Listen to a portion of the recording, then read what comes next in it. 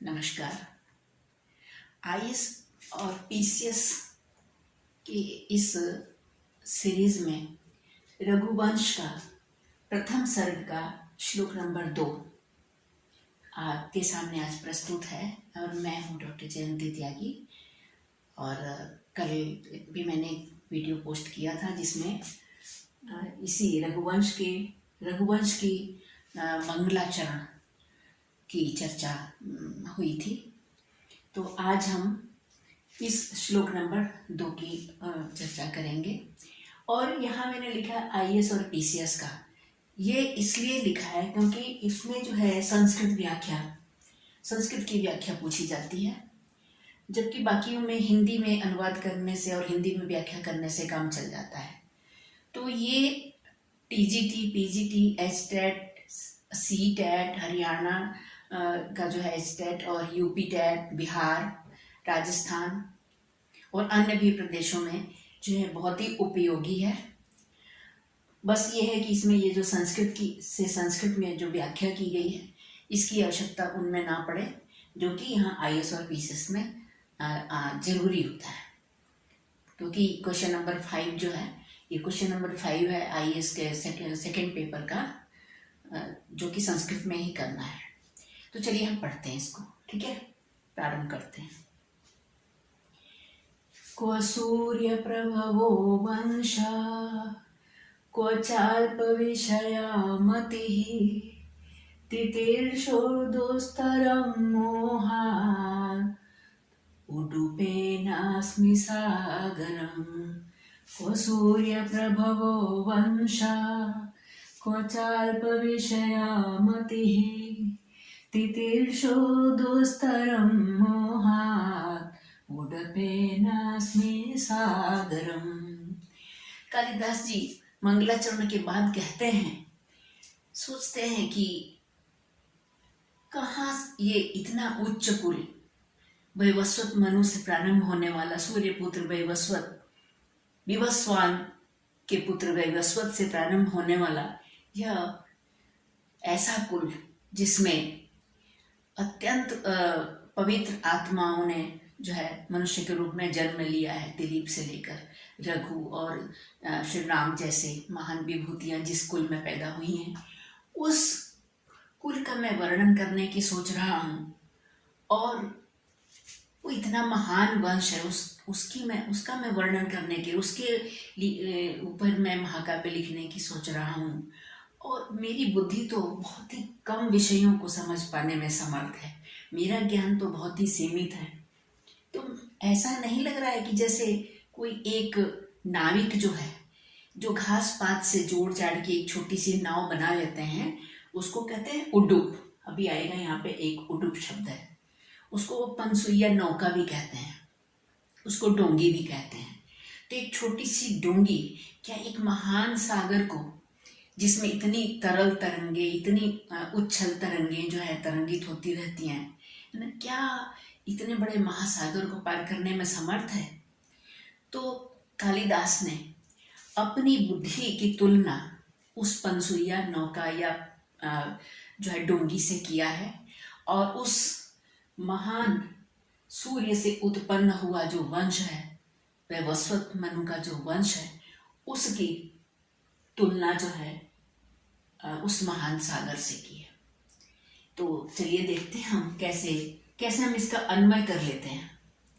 मैंने इससे पहले वीडियो में बताया था कि जब अगर हिंदी का अर्थ मालूम नहीं होगा तो हम अन्वय कैसे करेंगे, लेकिन फिर भी हम पढ़ने से, क्योंकि हिंदी और संस्कृत लगभग एक जैसी तो भाषाएं हैं, तो बहुत कुछ समझ में आ ही जाता है ना। तो चलिए हम जो कर्ता कर्म और क्रिया के हिसाब से जैसे हम अन्वय करते हैं उस तरह से पहले आज मैंने अन्वय ही कर दिया है, क्योंकि परंपरा को तोड़ना भी तो आसान नहीं होता ना। तो चलिए देखते हैं। सूर्य प्रभवः वंशः क्व, सूर्य प्रभवः वंशः क्व, अल्प विषया मम मतिः च क्व।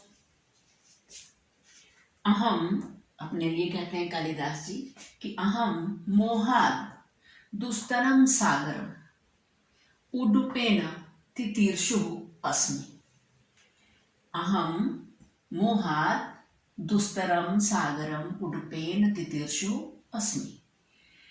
तो सबसे पहले देखिए, कहते हैं सूर्य प्रभव वंशा, है ना। यहाँ देखिए कहाँ जो है, क का अर्थ है कुत्र या कहाँ, कहाँ सूर्य से प्रभव माने उत्पन्न होने वाला यह पवित्र वंश, पवित्र जो है इसमें लिखा नहीं है लेकिन वो समझने के लिए, कहाँ सूर्य से उत्पन्न होने वाला वंश, वह महान वंश, को चो माने और, को माने कहाँ, और कहाँ, अल्प विषया मति, मति माने बुद्धि।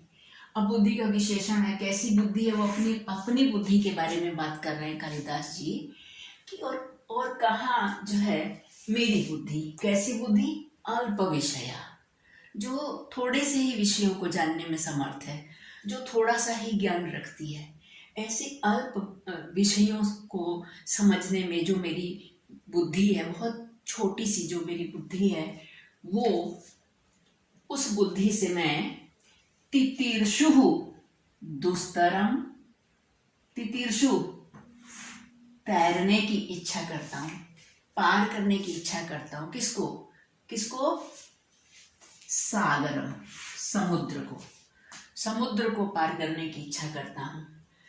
और वह सागर कैसा है, वह समुद्र कैसा है, उसका विशेषण है दुस्तरम, दुस्तरम सागरम। दुस्तरम, दुख का अर्थ है कठिनाई, तरम का अर्थ है कठिनाई से पार होने योग्य।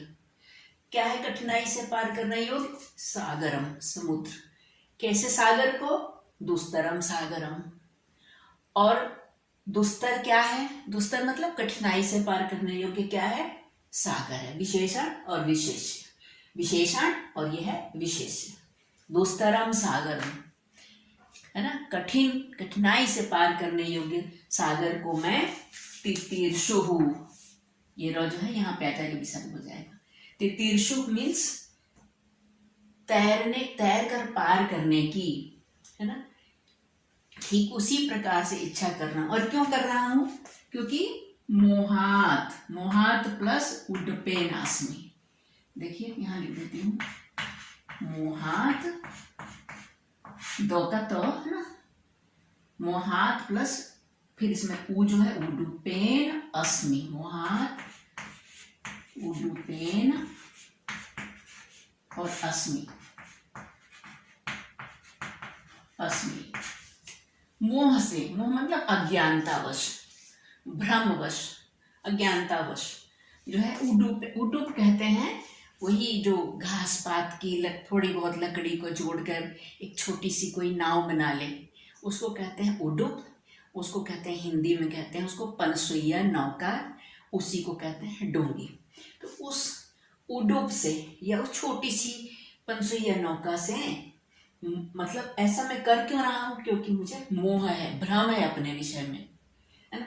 तो उस मोहवश, अज्ञानतावश या भ्रमवश जो है उडुपेन माने उस पनसुइया नौका से, छोटी सी डोंगी से, दुस्तरम सागरम कठिनाई से पार होने योग्य समुद्र को मैं तितीर्षु माने पार करने की इच्छा जो है करने वाला, अस्मि माने हूँ, मैं ऐसा हूँ।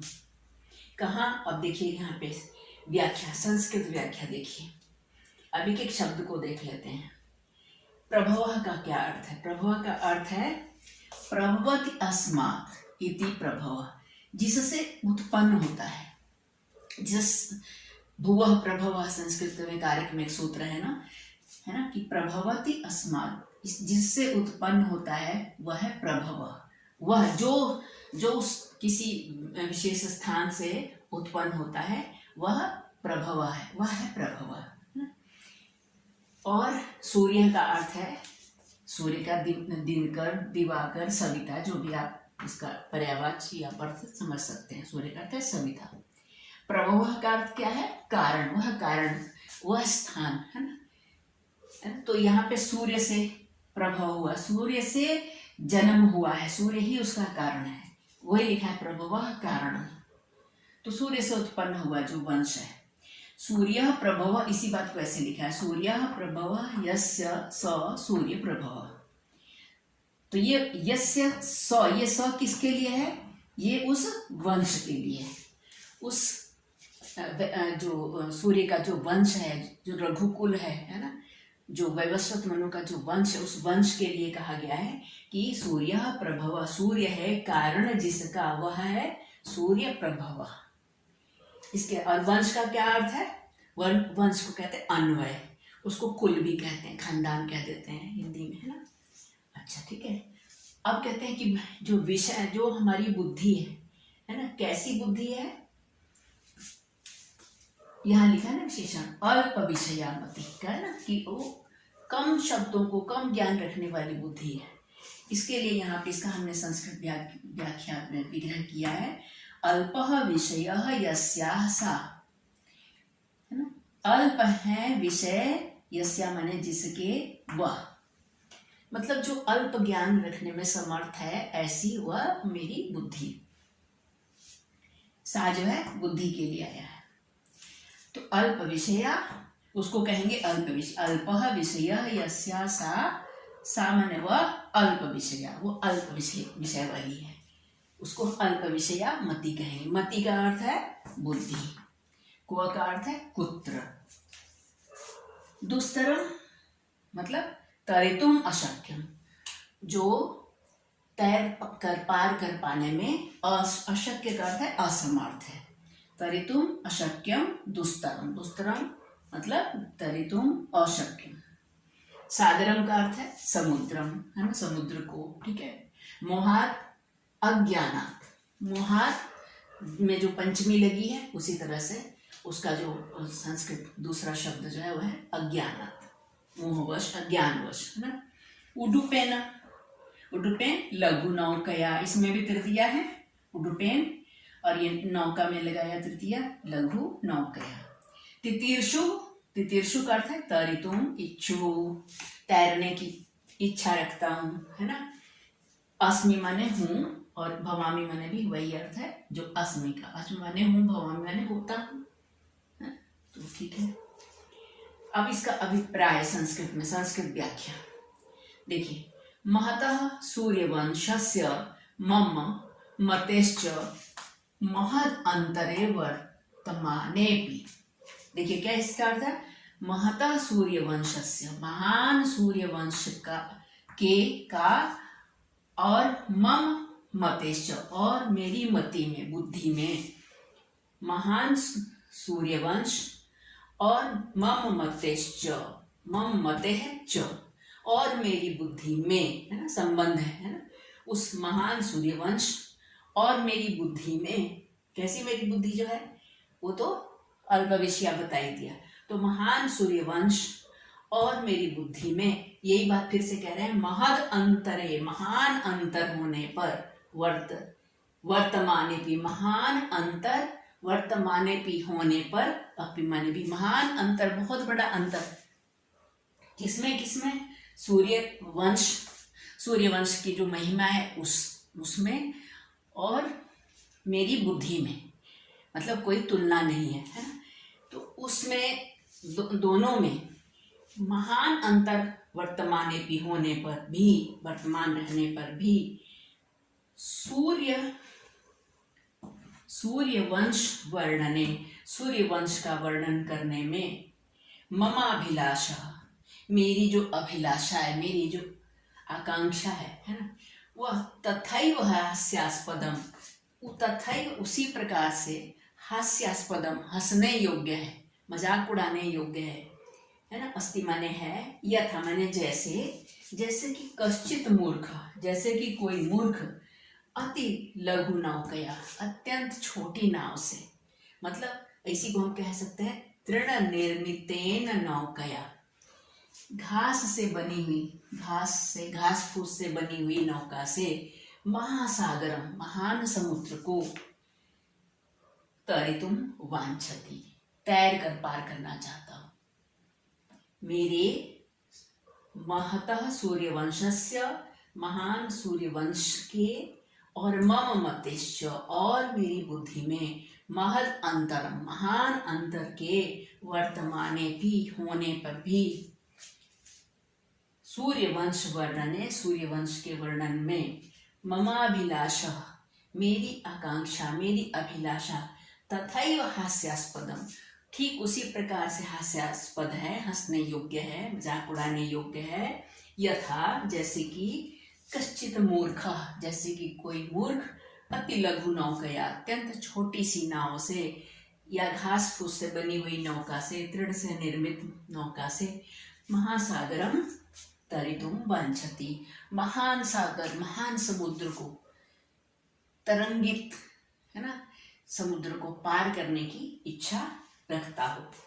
और इसका हिंदी में अनुवाद आईएएस के पेपर में इस क्वेश्चन में नहीं लिखा जाता है, लेकिन अगर इसको आप टीजीटी पीजीटी वगैरह में आप वाले बच्चे HTET, CTET, Bihar TET, Rajasthan TET वगैरह में जो परीक्षार्थी जो हैं वो उनके लिए, ताकि वो इसको भूल ना जाए, इसलिए यहाँ पे हिंदी में लिखा है। ऐसा आईएएस के पेपर में नहीं लिखा जाता है, वहाँ अनुवाद हिंदी में नहीं, केवल संस्कृत व्याख्या चलती है। लेकिन फिर मैंने यहाँ लिख दिया है, कहाँ तो सूर्य से उत्पन्न हुआ वह तेजस्वी या विमल वंश, और कहाँ मंद बुद्धि मैं उसी तरह इसे पार करना चाहता हूँ जैसे कोई छोटी सी डोंगी से अपार समुद्र को पार करने की इच्छा कर रहा हो। आपका ये जो आईएएस का पेपर है ये भी एक महान सागर ही है, लेकिन देखिए कालिदास को देखिए, जो महान कवि, महाकवि कुल गुरु कहते हैं, उनका जो है निरहंकार होना देखिए। और यह बात कोई वो अकेले में नहीं कह रहे हैं, यह पुस्तक में लिख रहे हैं, यह समाज के सामने आ रहा है, हम आज इसको पढ़ रहे हैं। तो भाव यह है कि व्यक्ति आगे इससे, मैं ऐसा समझती हूँ कि इससे ये शिक्षा जरूर आगे के लिए जो बच्चे सफल होंगे इसको पढ़ के, तो वो इस बात को जरूर याद रखें कि मतलब कुछ भी बन जाए लेकिन गर्व ना करें, निरहंकार हों, बिना अहंकार रहित हो, चाहे कितने भी बड़े पद पे पहुंच जाए। तो बहुत बड़ी ये सीख दे रहे हैं कालिदास जी की। देखो इनडायरेक्टली कि मतलब मैं क्या हूँ, लेकिन मैं अपने को क्या समझता हूँ, है ना। ऐसे ही तुलसीदास जी ने लिखा है, भनित कवित एक नहीं मोरे, सत्य कहूँ लिखी कागद कोरे, कि कविता की जो है जरा सी भी कविता की जो है, कविता लिखने की कला मुझ में नहीं है। कवित विवेक एक नहीं मोरे, कवित्व का जो विवेक होता है, जैसे कविता लिखी जाती है, वो एक भी नहीं है मेरे, और मैं इसे सत्य कहाऊँ लिखी कागद कोरे।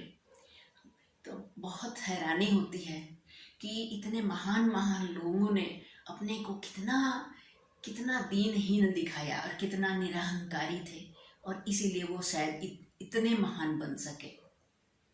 तो अब मैं इसके साथ ही इस पाठ को समाप्त करती हूँ। आगे मेरे चैनल से जुड़े रहिएगा, और आईएएस और पीसीएस वाले बच्चे विशेष रूप से इस वीडियो से लाभ उठाएंगे और मेरे पे विश्वास रखेंगे। आगे और भी बेहतर ही होता जाएगा, और मुझे उम्मीद है कि आपको समझ आया होगा। और अगर कोई कठिनाई है तो आप कमेंट बॉक्स में जाके लिख सकते हैं, और मैं उसका आंसर भी जरूर देने का प्रयास करूँगी। बहुत बहुत धन्यवाद।